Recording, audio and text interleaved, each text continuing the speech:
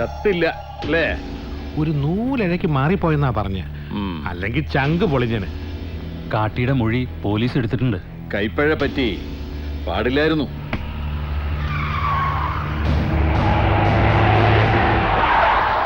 വണ്ടി നോക്ക്. പോലീസാ? SP രാമചന്ദ്രൻ നേരിട്ട് വന്നതാ. ഇരുത്താർ മാറിക്കോ, ഞങ്ങൾ എന്തെങ്കിലും പറഞ്ഞും. ഇല്ല, അവരെന്നെ കൊണ്ടുപോകാൻ വന്നതാ. ഒരു ചടങ്ങിന് പിടികൊടുക്കാം. അവർക്കൊരാളെ കിട്ടിയാ പോരെ, ഞാൻ പോവാൻ വലിയേട്ടാ. ഉറപ്പുണ്ടോ നിനക്ക്?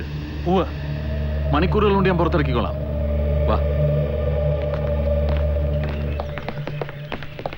SP സാറ് നേരിട്ട് വരേണ്ട കാര്യമൊന്നും ഇല്ലായിരുന്നു. പ്രതിയുടെ അന്തസ്സിന് മാന്യത കൊടുക്കണമല്ലോ ഗിരി മുതലാളി. ഇവൻ പോലീസ് സ്റ്റേഷനിൽ വന്ന് കീഴടങ്ങാൻ ഇരിക്കുകയായിരുന്നു. എൻ്റെ അനിയൻ ജഗതൻ. പറഞ്ഞ അന്തസ്സും മാന്യതയൊക്കെ ഇവനും കൊടുക്കണം. ആര് പ്രതിയെന്ന് പറഞ്ഞ് കീഴടങ്ങുന്നുവോ അയാളെ കൊണ്ട് ക്വസ്റ്റ്യൻ ചെയ്യണമെന്നാണ് നിയമം. പക്ഷേ പ്രതി വ്യാജനാണോ ഒറിജിനലാണോ ഞങ്ങളൊന്ന് നോക്കും.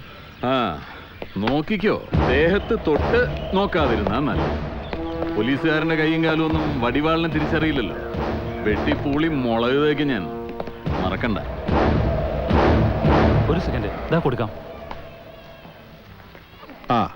നമസ്കാരം. വളരെ മെച്ചപ്പെട്ടു എന്ന് തന്നെ പറയാം. അങ്ങനെ എളുപ്പത്തിൽ മരണത്തിന് കീഴടക്കാൻ പറ്റുന്ന ആളല്ലല്ലോ നാരായണൻ. എന്താ? ഓ, അങ്ങനെയാണോ? ശരി ശരി, വിളിക്കേ. കൊലപാതക ശ്രമത്തിന്റെ ഉത്തരവാദിത്വം ഏറ്റെടുത്ത് ഗിരിയുടെ അനിയൻ ജഗതൻ പോലീസിന് സറണ്ടർ ചെയ്തു എന്ന്. ആ ചതി മനസ്സിലായോ പെരുമാൾപുരത്തുകാർക്ക്? എടോ, എല്ലാത്തിന്റെയും സൂത്രധാരനായ ഗിരിക്ക് രക്ഷപ്പെടാനാ ഇപ്പൊ ഈ അനിയൻ ചക്കനെ മുന്നിൽ നിർത്തിയത്. കാട്ടി വിറ്റ്നസ് അല്ലേ സാർ? ആരിവനോ? എടോ, ഇവന്റെ മൊഴിയെ നിഷേധിച്ചുകൊണ്ടാ ഒരുത്തൻ താനാണ് പ്രതിയെന്ന് പറഞ്ഞ് മുന്നോട്ട് വന്നത്. അത് പോലീസിന് വിശ്വസിച്ചേ പറ്റൂ തൽക്കാലം. സംഗതി കോടതിയിലെത്തുമ്പോ പക്ഷേ തമിഴ്നാട്ടിൽ നിന്ന് ഇറക്കുമതി ചെയ്ത വാടക കൊലയാളിയും ഗിരിയുടെ അനിയനും തമ്മിൽ യാതൊരു ബന്ധവുമില്ലെന്ന് പ്രതിഭാഗം വക്കീലിന് തെളിയിക്കാൻ ഈസിയായിട്ട് സാധിക്കും. അല്ല, ഗിരിയാണ് ഇതിന്റെ പിന്നിലെന്നുള്ള അല്ലേ സത്യം? എന്റെ റാവുത്തരെ, ആ ഗിരി ഇപ്പൊ കളത്തിന് പുറത്താ നിൽക്കുന്നത്. അവനല്ലേ അകത്ത് കയറേണ്ടത്. അത് സാറ് പറഞ്ഞ ശരിയാ. അപ്പോ യഥാർത്ഥ പ്രതിയെ, അതായത് കാളിയാർ മഠം ഗിരി എത്രയും വേഗം അറസ്റ്റ് ചെയ്തേ പറ്റൂ. അതിന് എന്താ നമുക്ക് ചെയ്യാൻ കഴിയാ? പോലീസിന് പ്രഷർ കൊടുക്കണം. റൂറൽ SP ഓഫീസ് പെരുമാൾപുരത്തെ ആണും പെണ്ണും കുട്ടികളും ചേർന്ന് ഒരു ദിവസം ഉപരോധിക്ക്. അത് പത്രങ്ങളിൽ വാർത്തയാവട്ടെ, ടെലിവിഷൻകാർ വന്ന് കവർ ചെയ്യട്ടെ. അപ്പം മുകൾ തട്ടിന്ന് ഇളക്കം തുടങ്ങും. ഞങ്ങൾക്ക് ഇങ്ങനെയുള്ള സമരങ്ങളൊന്നും ചെയ്തിട്ട് ശീലല്ല. സമരങ്ങളെ പുച്ഛിച്ച് നടന്നവരല്ലേ, ഇനി ശീലിച്ചു തുടങ്ങിക്കോ. ഇല്ലെങ്കിൽ നേതാവിന്റെ കൊലപാതകം ആസൂത്രണം ചെയ്തവർ നെഞ്ചും വിരിച്ച് ഇതിലേ നടക്കുന്നത് നോക്കി നിൽക്കേണ്ടി വരും. പോലീസ് നീതി പാലിക്കുക, പോലീസ് നീതി പാലിക്കുക, യഥാർത്ഥ കുറ്റവാളികളെ പുറത്തു കൊണ്ടുവരിക, നീതി പാലിക്കുക, പോലീസ് നീതി പാലിക്കുക. ഇവിടെ ശ്രദ്ധിക്കൂ, എല്ലാവരും ഇരിക്കണം. നമ്മൾ സമാധാനപരമായി സമരം ചെയ്യാൻ വന്നതാണ്. എല്ലാവരും ഇരിക്കുക.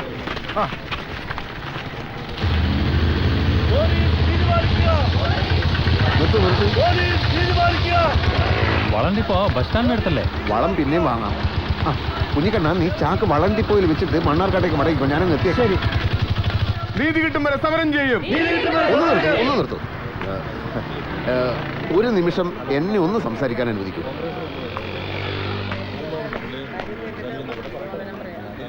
സഖാക്കളെ, ഈ കൂട്ടത്തിൽ ചിലർക്കെങ്കിലും എന്നെ അറിയാമെന്ന് ഞാൻ കരുതുന്നു.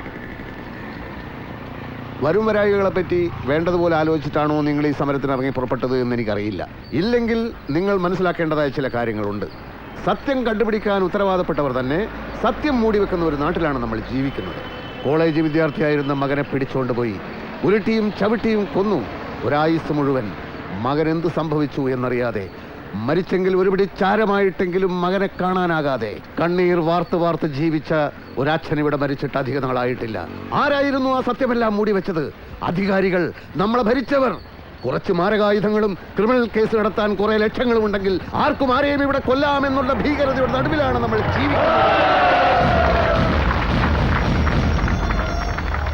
ഇദ്രിസേ, ഇവന് പണി കൊടുക്കേണ്ടി വരും. പോടാ. ഇൻക്ലാബ് സിന്ദാബാദ്! പോലീസ് നീതി പാലിക്കുക, പോലീസ് നീതി പാലിക്കുക. ഇൻക്ലാബ് സിന്ദാബാദ്! കുഴപ്പമില്ല, മുദ്രാവാക്യം വിളി മാത്രമല്ലേ ഉള്ളൂ. ഞാൻ നാരായണനെ കാണട്ടെ, എന്നിട്ട് ബാക്കി തീരുമാനിക്കാം. ഈ വധശ്രമത്തിന്റെ പുറകിലെ യഥാർത്ഥ പ്രതിയെ അറസ്റ്റ് ചെയ്യണം. അതാണ് ആവശ്യം. അത് ന്യായം. കാരണം കാളിയാർ മഠം ഗിരിയാണല്ലോ സത്യത്തിൽ പ്രതി. അല്ല. അല്ലേ? അല്ലെന്ന് ഞാൻ പറയുന്നു. ആരോ, എനിക്ക് മുൻപരിചയമില്ലാത്ത ആരോ ചിലർ. അതുകൊണ്ട് ഇപ്പൊ കസ്റ്റഡി കിടക്കുന്ന ജഗതിനെ വിട്ടുകൊടുക്കാൻ ഏർപ്പാട് ചെയ്താൽ. നാരായണ, കാട്ടി സാക്ഷിയാണ്. ജഗതിനെ ഞാൻ ഇന്ന് വിടും, ഗിരിയെ പൊക്കുകയും ചെയ്യും. രാമേന്ദ്ര, താൻ ഞാൻ പറയുന്നത് കേൾക്ക്. എനിക്ക് ആരോടും ഒരു പരാതിയില്ല. ഞാൻ എന്ത് പറയുന്നു അതായിരിക്കും കാട്ടിയുടെ മൊഴി. ഞാൻ എന്താ വേണ്ടത്? ആ കേസ് കെട്ടി കീറിക്കള. എന്നിട്ട് എൻ്റെ ആളുകളോട് തിരിച്ചു പോകാൻ പറ. പിക്കറ്റിങ്ങും ധർണയും ഇതൊക്കെ ആരാ പഠിപ്പിച്ചത്? ഓഹോ, അവരങ്ങനെ പറഞ്ഞു. അപ്പോ അയാൾക്ക് മറ്റെന്തെങ്കിലും ഉദ്ദേശം കാണും. ആ ശരി ശരി. ആ നിങ്ങൾ പെട്ടെന്ന് ഇറങ്ങിക്കോ. മാർക്കറ്റിൽ നിന്ന് നമ്മുടെ ചെക്കന്മാരെ 4 പേരെ വിളിക്കണം. പിക്കറ്റിംഗ് ഒരു ഉഷാർ ഉണ്ടാക്കാൻ പറ അവരോട്. ആ ശരി ശരി.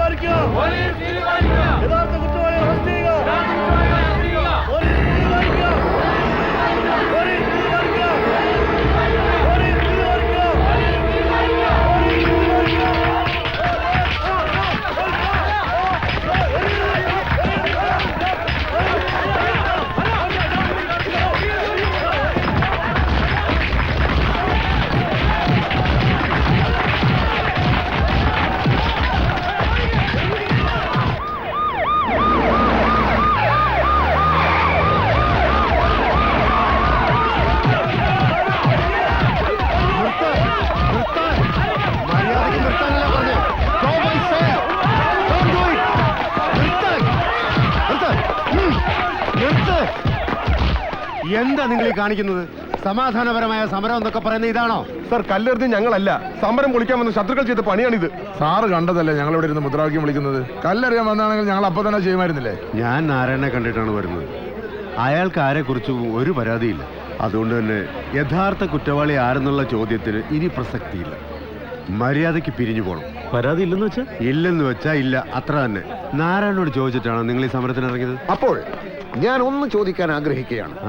നാരായണന്റെ ദേഹത്ത് തറച്ച വെടിയുണ്ട ആകാശത്തോ മറ്റോ പൊട്ടി വീണതാണോ? ആരോടോ താൻ? ഞാൻ രമേശ, ഇവനെ പിടിച്ചകത്തിട്. ഒന്ന് പിടിപോനേത് സാർ. ഞാൻ മണ്ണാർക്കാട്ടുനിന്ന് വളം വാങ്ങാൻ വേണ്ടി വന്നതാണ്. ചാക്ക് ഡിപ്പോയിലുണ്ട്. പണിക്കാരവിടെ കാത്തു നിൽക്കുക. ഇപ്പൊ തന്നെ വളം ഇട്ടില്ലെങ്കിൽ എന്റെ വാഴകളുടെ അവസ്ഥ താമോനെ ഒന്ന് വഴി തരുമോ? പോലീസുകാർ അടി തുടങ്ങിയപ്പോ എല്ലാരും ഓടി. ഞാനവിടെ തന്നെ നിന്നു. ഒരു പോലീസുകാരൻ ലാത്തി ഓങ്ങിക്കൊണ്ട് എന്റെ നേരെ വന്നു. ഞാൻ അയാളോട് പറഞ്ഞു, അടിക്കണമെങ്കിൽ അടിച്ചോളൂ, പക്ഷേ സുപ്രീം കോടതി വരെ പോയി എന്നെ തൊട്ടതെന്റെ കുപ്പായം ഞാൻ ഊരിക്കും. പോലീസുകാരൻ ഒറ്റ നിപ്പ ഇങ്ങനെ. പിന്നെ രാഘവേട്ടന്റെ ധൈര്യം ഭയങ്കരം തന്നെ. ഞാനിതത്ര കണ്ടതാ മോനെ. പക്ഷെ പോലീസ് സൂപ്പറുണ്ട്, വിവരമുള്ള മനുഷ്യനായിട്ടാ. എല്ലാം കഴിഞ്ഞപ്പോ എന്നെ വന്ന് പരിചയപ്പെട്ടു. ഞാൻ പഴയതോ നെക്ലൈറ്റ് ആണെന്നാ മൂപ്പര വിചാരം. കാര്യങ്ങൾ മനസ്സിലായപ്പോ എന്നെ മുറി വിളിച്ചുകൊണ്ട് ചായ ഒക്കെ കുടിപ്പിച്ചാ വിട്ടത്. നേരോ? പിന്നെ അല്ലാതെ പേടിച്ചോടാത്തവനെ എല്ലാവർക്കും പേടിയാടും.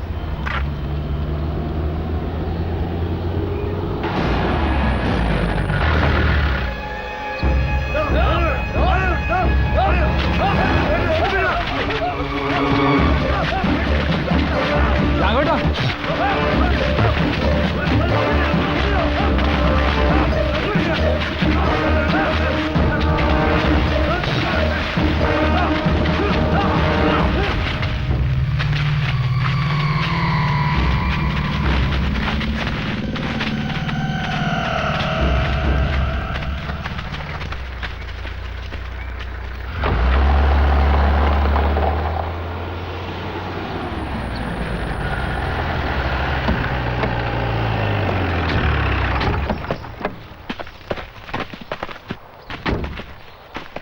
നിങ്ങളെങ്ങനെ എത്ര പെട്ടെന്ന് എത്തി സാർ?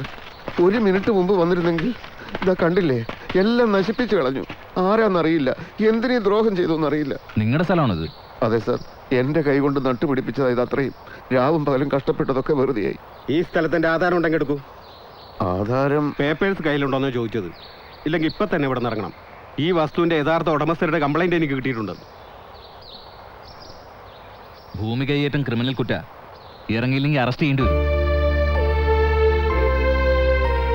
ഇറങ്ങാം സാർ. 3 മണിക്കൊരു ഫാസ്റ്റ് ഉണ്ട്. 2:30 ഇറങ്ങും സർ.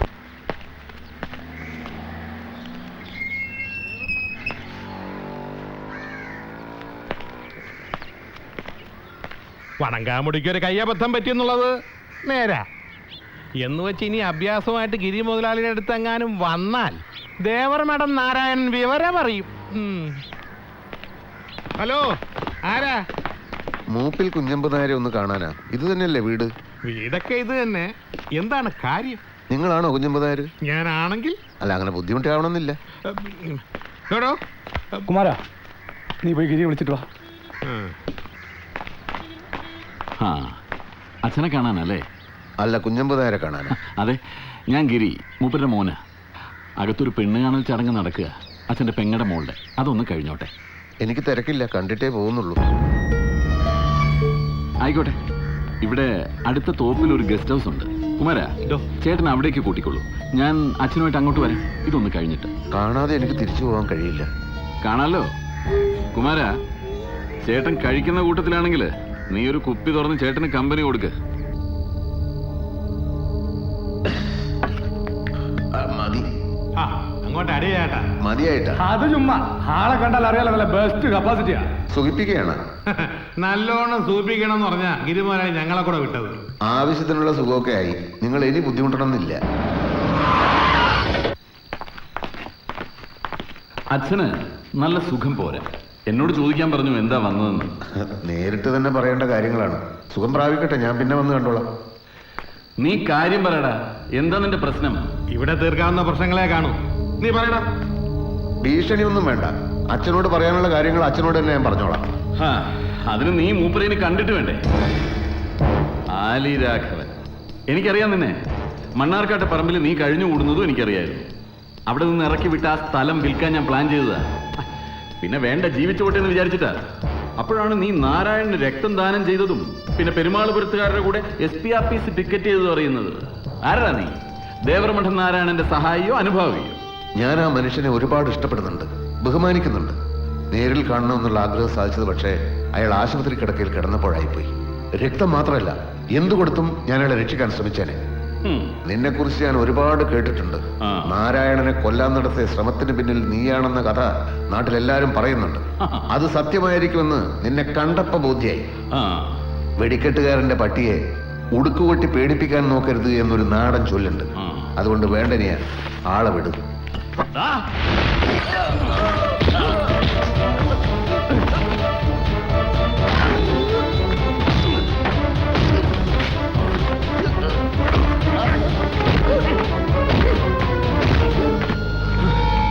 കൊണ്ടുപോയി എവിടെയെങ്കിലും കെട്ടി താത്തടാ നായിന്റെ മോനെ.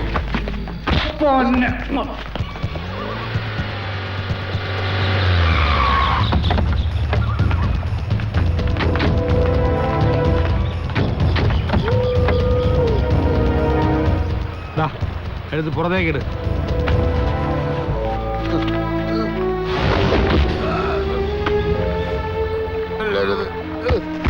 ആ പാപം ഞങ്ങൾ ചെയ്യില്ല. കല്ലുകെട്ട് ഡാമിൽ താഴ്ത്തും. ചാവുന്നതും ചാവാതിരിക്കുന്നതൊക്കെ നിന്റെ ഇഷ്ടം. കല്ല് വെച്ച് കെട്ടടാ.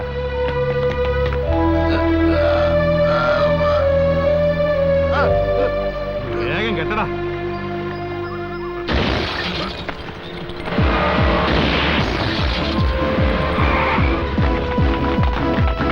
കാട്ടി.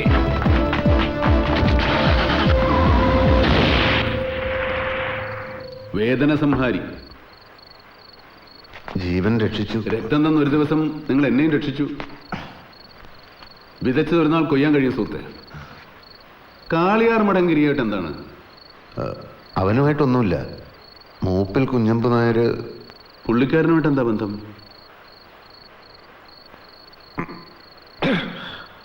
അച്ഛന്. അതെ, എനിക്ക് 10 വയസ്സുള്ളപ്പോഴായിരുന്നു അമ്മയുടെ മരണം. നാട്ടിൽ കോളറ വന്നു പോയി, കൂട്ടത്തിൽ അമ്മയും പോയി.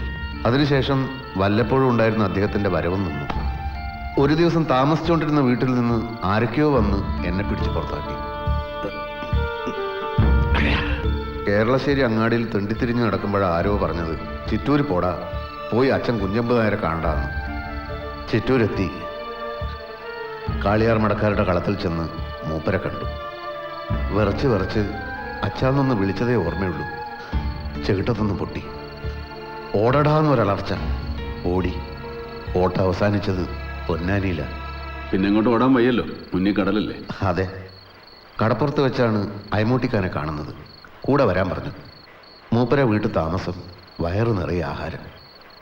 അയമൂട്ടിക്ക പറഞ്ഞ പ്രകാരം പൊന്നാനി പള്ളിയിൽ പോയി. രാഘവൻ എന്ന പേരും ഓർമ്മയിലെ സങ്കടങ്ങളും അവിടെ അഴിച്ചു വെച്ചു. ആലി എന്ന രണ്ടാം ജന്മം അവിടെ തുടങ്ങി. സ്വർണം കടത്തിന് അയമൂട്ടിക്ക അകത്താകും വരെ ആ നല്ല കാലത്തിന് ആയുസ്സുണ്ടായിരുന്നു. പിന്നെ പല നാടുകൾ, മൈസൂരും മംഗലാപുരത്തും ഹോട്ടലുകളിൽ എച്ചിലെടുത്തു, ചുമടെടുത്തു. തണ്ടും തടിയും വന്നപ്പോൾ ഒരിക്കൽ കൂടി ചിറ്റൂർ വന്നു. ആ പ്രാവശ്യം പക്ഷേ മൂപ്പിൽ കുഞ്ഞമ്മുതായുടെ മുമ്പിൽ വറക്കാതെ നിൽക്കാൻ കഴിഞ്ഞു. ഞാൻ നാണം കെടുത്തിയവരൊന്ന് ഭയന്നാവണം മണ്ണാർക്കാട്ടെ മണ്ണിൻ്റെ കാര്യം പറഞ്ഞു. പോയി അവിടെ പുറത്തോളാൻ അനുവാദവും തന്നു. പടുമുള മുളയ്ക്കാത്ത പാറമണ്ണിൽ കൃഷി നടത്തി ജീവിച്ചു പോരുമായിരുന്നു. ആരെങ്കിലും ചോദിച്ചാൽ പേര് മാത്രം ഉറപ്പിച്ച് പറയാൻ കഴിയില്ല. ആലിയാണോ രാഘവനാണോ എന്നറിയാതെ മനസ്സ് വിഷമിക്കുമ്പോൾ ദൈവങ്ങളെ വിളിക്കുമല്ലോ, അപ്പോഴും ഈ കൺഫ്യൂഷനാണ്. ഇപ്പൊ ഈ ഗിരിയുടെ ആളുകളുടെ തല്ല് കൊള്ളാൻ അതെങ്ങനെ? അത്